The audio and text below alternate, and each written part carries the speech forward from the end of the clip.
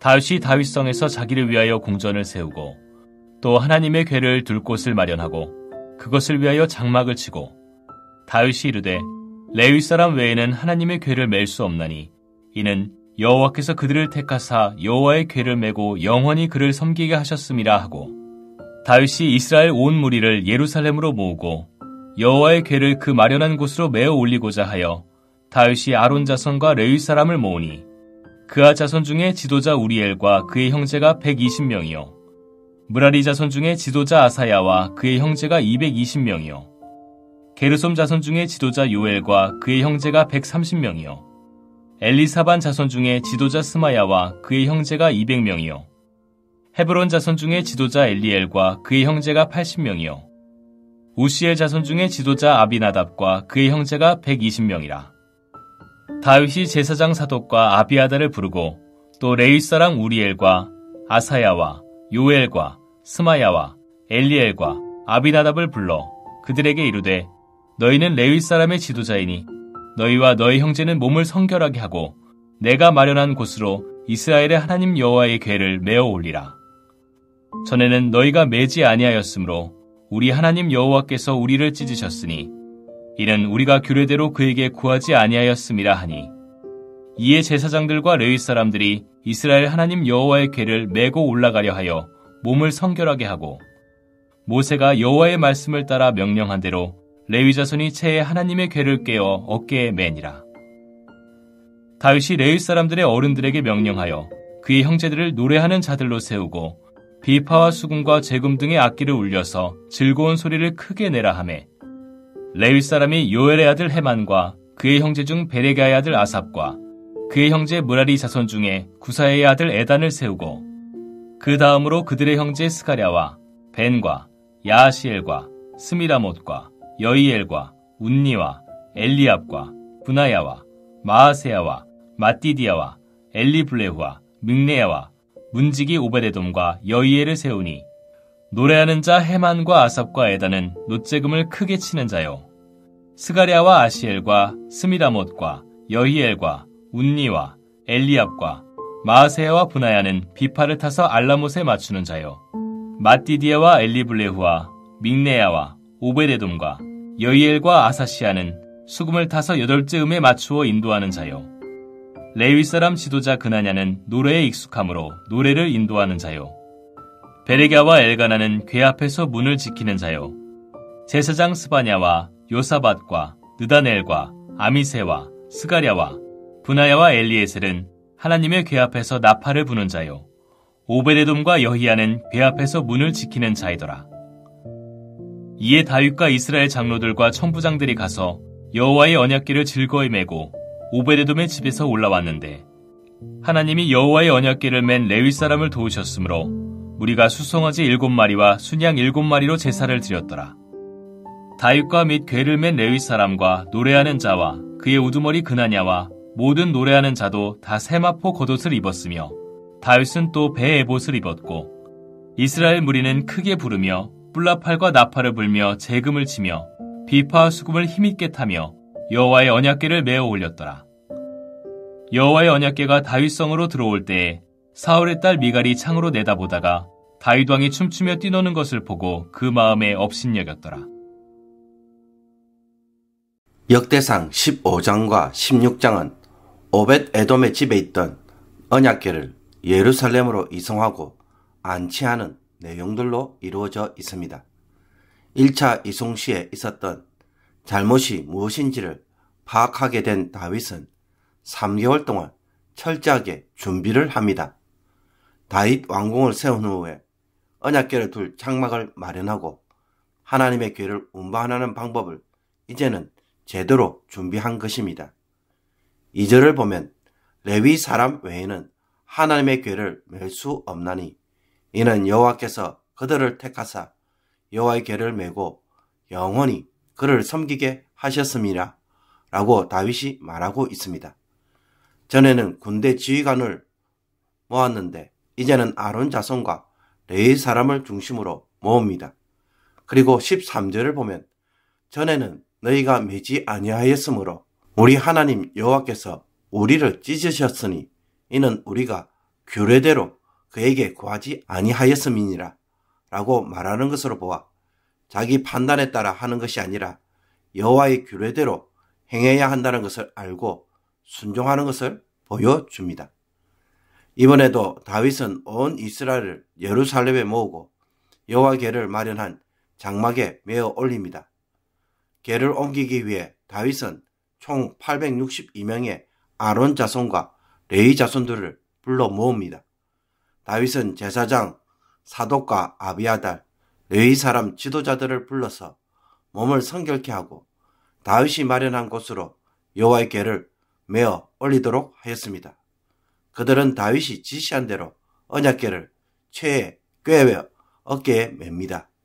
그리고 다윗은 언약궤를 이송할 때 레위 족장들에게 찬양대를 조직하라고 지시합니다.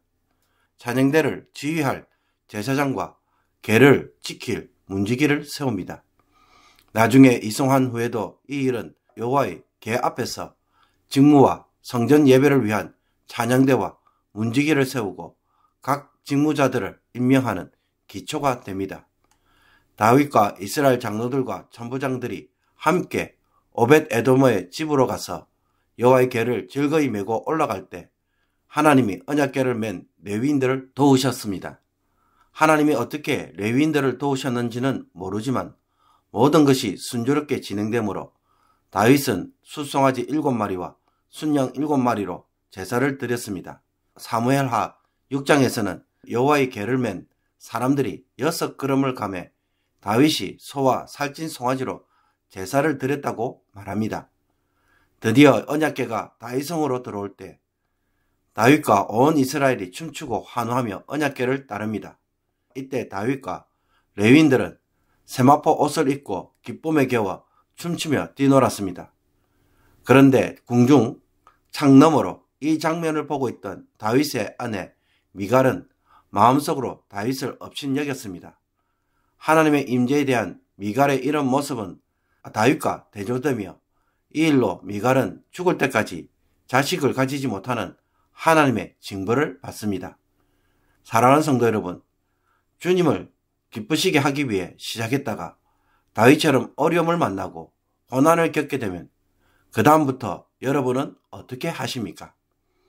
하나님이 막으시는 줄을 알고 다음부터는 안 하겠다는 생각을 대부분 가질 것입니다.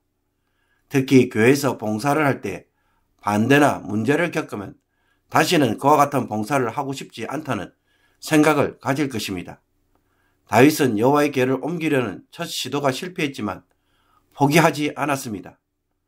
언약궤를 수도 예루살렘에 모시는 것은 하나님의 통치와 임재 가운데서 다스리겠다는 고백이기 때문입니다.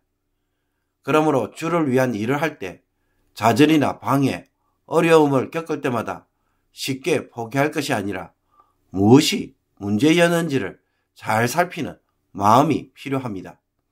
고난을 하나님의 거절로 해석하는 방식은 매우 위험합니다. 많은 성도들이 어떤 일을 시도했다가 반대를 만나면 하나님의 뜻이 아닌 것으로 쉽게 속단해 버립니다. 다윗의 예를 통해 우리는 무엇이 문제였는지 말씀으로 반성하는 자세가 더욱더 중요합니다. 그렇기에 다윗은 율법을 다시 살펴보았고 또 율법이 말하는 방식대로 다시 시도합니다.